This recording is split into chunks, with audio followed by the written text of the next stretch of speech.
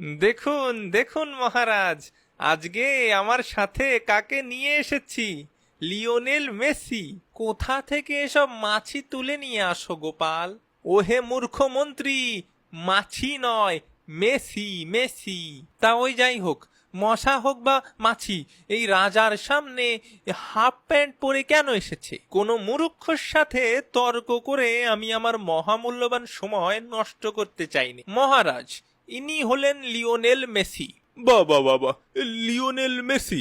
তা নাম শুনে তো বাঙালি লাগছে না, আর চেহারা আর গড়ন দেখেও ভিনদেশি লাগছে গোপাল।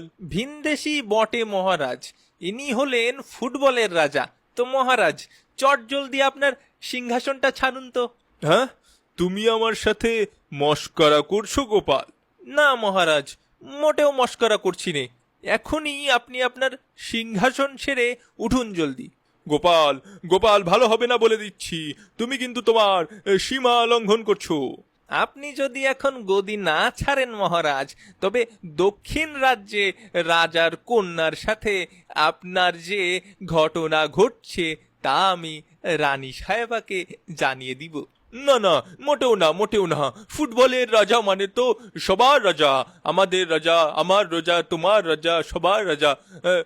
আমি আমি উঠছি। এসো বাবা, এসো বাবা, বসো।